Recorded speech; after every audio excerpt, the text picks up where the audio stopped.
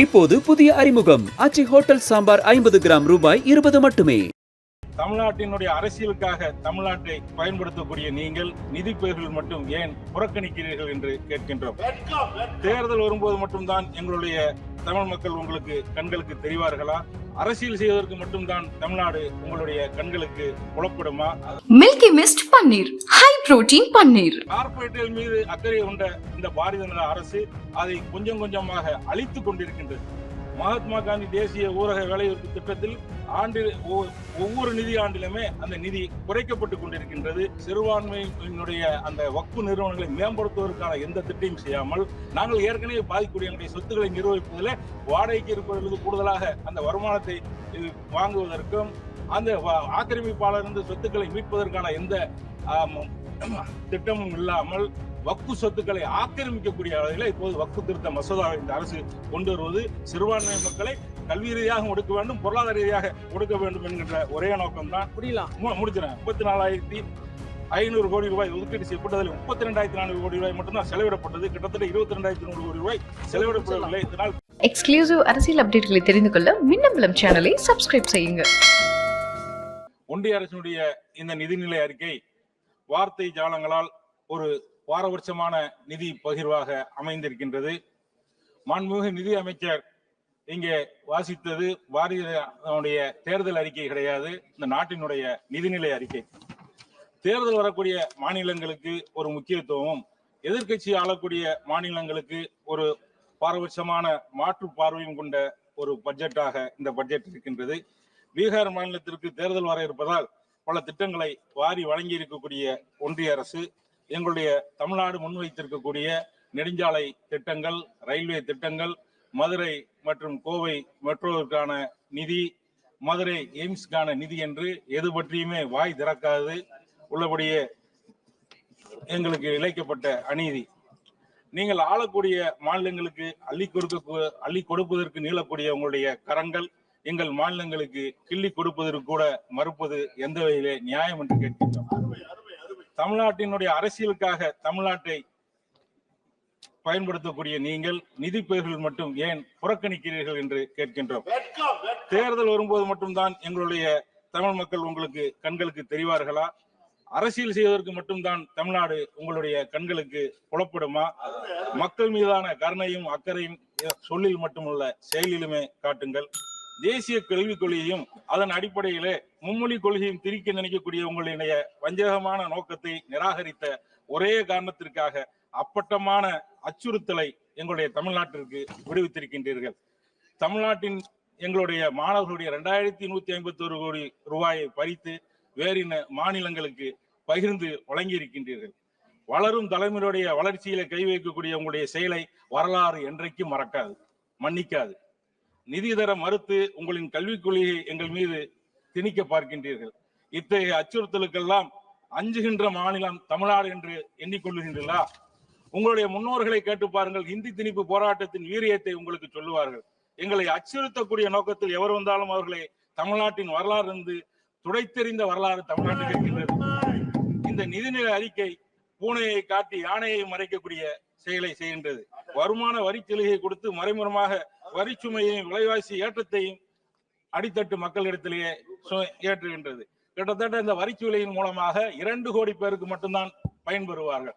140 கோடி மக்கள் தொகை இருக்கக்கூடிய இந்த நாட்டிலே 138 கோடி மக்கள் பயன்பெறக்கூடிய வகையிலே விலைவாசியை குறைக்கவில்லை. வேலைவாய்ப்பு திண்டாட்டம் தலைவிரித்து ஆடுகின்றது. அதற்கு மாற்று திட்டம் இல்லை. பெட்ரோல் டீசல் விலையை குறைப்பதற்கான எந்த அறிவிப்பும் இதில் இல்லை. உரத்திற்கான மானியம், எரிபொருள், கேஸ் சிலிண்டர் மானியம் உள்ளிட்ட மானியங்கள் எல்லாம் குறைக்கப்பட்டிருக்கின்றது. இப்படி அனைத்து தரப்பட்ட அடித்தட்டு மக்களுடைய தலையிலே சுமையை ஏற்றிவிட்டு வருமான தேடி சலுகை தருகிறோம் என்று மக்களை திசை மாற்றுவதெல்லாம் ஏமாற்றக்கூடிய செயல். அடித்தட்டு கிராமப்புற மக்களுடைய வாழ்வாதாரத்தில் முக்கியமான பங்காற்றக்கூடிய திட்டம் மகாத்மா காந்தி தேசிய ஊரக வேலை உறுதியளிப்பு திட்டம். இது அடித்தட்டு மக்களின் மீது அக்கறை இருக்கக்கூடிய கடந்த காங்கிரஸ் தலைமையிலான ஆட்சி கொண்டு வந்த திட்டம். கார்பரேட்டுகள் மீது அக்கறை கொண்ட இந்த பாரதிய ஜனதா அரசு அதை கொஞ்சம் கொஞ்சமாக அழித்துக் கொண்டிருக்கின்றது. மகாத்மா காந்தி தேசிய ஊரக வேலைவாய்ப்பு திட்டத்தில் ஒவ்வொரு நிதி ஆண்டிலுமே அந்த நிதி குறைக்கப்பட்டுக் கொண்டிருக்கின்றது. இது அடித்தட்டு மக்களின் வாழ்வாதாரத்தை பாதிக்கக்கூடிய செயல். கிராமப்புறங்களை நகர்ப்புறத்தோடு இணைப்பதற்கு, பேரூராட்சியோடு இணைப்பதற்கு கூட தற்போது அந்த பகுதி கிராம மக்கள் எதிர்ப்பு தெரிவிக்கிறார் என்று சொன்னால், இந்த வேலைவாய்ப்பு திட்டம் நமக்கு பறிபோயோடி என்ற எண்ணத்திலே அந்த அளவிற்கு அவருடைய வாழ்வாதாரத்துக்கு பங்களிக்கக்கூடிய இந்த திட்டத்திற்கு நிதியை ஆண்டுதோறும் குறைப்பது ஏற்புடையதில்லை. அந்த நிதியை அதிகப்படுத்த வேண்டும், அந்த சம்பளத்தையும் அதிகப்படுத்த வேண்டும். சிறுபான்மை மக்களுக்கு எதிரான இந்த அரசினுடைய பாரதிய ஜனதா கட்சியினுடைய பார்வை கடந்த 10 ஆண்டு காலம் தொடர்ந்து விரிவாக்கி கொண்டேதான் போகிறது. அதற்கு நிதிநிலை அறிக்கை விதிவிலக்கில்லை என்பதை இந்த சிறுபான்மை மாணவர்களுக்கான கல்வி உதவித்தொகை தொடர்ந்து குறைக்கப்பட்டு வருவதிலிருந்து நாம் பார்க்க முடிகின்றது. பட்டியல் சமூகத்திற்கும் பழங்குடியினருக்கும் சிறுபான்மை மாணவர்களுக்கும் வழங்கப்பட்டு வரக்கூடிய pre matric scholarship, post matric scholarship என்ற கல்வி உதவித்தொகை எல்லாம் கடந்த நிதிநிலை அறிக்கையில 6360 கோடி ரூபாய் ஒதுக்கீடு செய்யப்பட்டது. ஆனால் 760 கோடி ரூபாய் செலவு செய்யப்படவில்லை. வெளிநாட்டிலே பயிலக்கூடிய மாணவர்களுக்கான ஓவர்சீஸ் ஸ்காலர்ஷிப் மிக சொற்பமான தொகை மட்டுமே ஒதுக்கப்பட்டிருக்கின்றது. ஆராய்ச்சி படிப்பிற்கான கல்வி தொகை முற்றிலுமாக நிறுத்தப்பட்டிருக்கின்றது.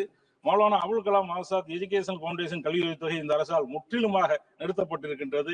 சிறுபான்மை மாணவர்கள் ஆராய்ச்சி கல்வி கற்பதை இந்த அரசு விரும்பவில்லையா என்ற சந்தேகம் எழுகின்றது. எதற்காக இந்த பாரபட்சம்? சிறுபான்மை மக்களினுடைய கல்வியிலே நீங்கள் கை வைக்கின்றீர்கள். சிறுபான்மை மாணவர்களுக்கு பிரைமரி ஸ்காலர்ஷிப் கடந்த நிதியாண்டில் அறிவித்த 326 கோடி ரூபாயில வெறும் 90 கோடி ரூபாய் மட்டுமே செலவு செய்திருக்கின்றீர்கள். இந்த நிதியாண்டிலே வெறும் 195 கோடி ரூபாய் மட்டுமே நிதி ஒதுக்கீடு செய்யப்பட்டிருக்கின்றது. போஸ்ட் மெட்ரிக் ஸ்காலர்ஷிப் கடந்த நிதியாண்டிலே 1145 கோடி ரூபாய் அறிவிக்கப்பட்டு அதில் வெறும் 344 கோடி ரூபாய் மட்டுமே செலவு செய்யப்பட்டது. தற்போது அந்த கல்வி தொகையும் 413 கோடி ரூபாயாக குறைக்கப்பட்டிருக்கின்றது. இப்படி சிறுபான்மை மாணவர்களுடைய கல்வியிலே கை வைக்கக்கூடிய அரசாக இந்த அரசு இருக்கின்றது. கல்வி ரீதியாகவும் சிறுபான்மையுடைய கல்வியில தாக்குதல் ஏற்படுத்திட்டு பொருளாதார ரீதியாகவும் சிறுபான்மையினுடைய பொருளாதாரத்தை கை வைக்கக்கூடிய வக்பு திருத்த மசோதாவை இந்த அரசு கொண்டு வர நினைக்கின்றது. வக்பு ஏற்கனவே இருக்கக்கூடிய சட்டங்களின் மூலமாக நாங்கள் எந்த வகையில பாதிக்கப்பட்டு கொண்டிருக்கின்றோம், அதற்கு என்ன தீர்வு என்று இந்த அரசு எதுவும் தீர்வை கொண்டு வரவில்லை. ஏற்கனவே நாங்கள் பயன்படுத்தப்படாமல் இருக்கக்கூடிய சொத்துக்களை மேம்படுத்துவதற்காக இருக்கக்கூடிய அந்த திட்டங்களின் மூலமாக சாரி சம்பத் விகாஸ் யோஜனா என்ற ஒரு திட்டத்திலே வக்ஃபுடைய சொத்துக்களை மேம்படுத்துவதற்கு 2 கோடி ரூபாய் வரைக்கும் கடன் உதவி அளிக்கப்பட்ட திட்டம் இருந்தது. நான் தமிழ்நாட்டினுடைய வக்ஃப் வாரிய தலைவராக பொறுப்பேற்று அந்த திட்டத்தின் மூலமாக பயன்பெறக்கூடிய மாநிலங்கள் எத்தனை இருக்கின்றது, எத்தனை மாநிலங்களுக்கு எவ்வளவு தொகை அளித்திருக்கின்ற கேட்கின்ற போது கடந்த 3 ஆண்டுகளாக அந்த கடன் உதவி அளிக்கப்படவில்லை என்று சொன்னார்கள். ஏனென்று சொன்னால் அந்த திட்டம் சென்ட்ரல் வக்ஃப் கவுன்சிலினுடைய ஒப்புதலின் மூலமாகத்தான் அளிக்கப்படும். கடந்த 3 ஆண்டுகளாக அந்த சென்ட்ரல் வக்ஃப் கவுன்சிலே நிறுவப்படவில்லை, அமைக்கப்படாமல் அந்த திட்டத்தின் மூலமாக யாருக்கும் எந்த பணம் இதுவரைக்கும் ஒதுக்கீடு செய்யப்படவில்லை.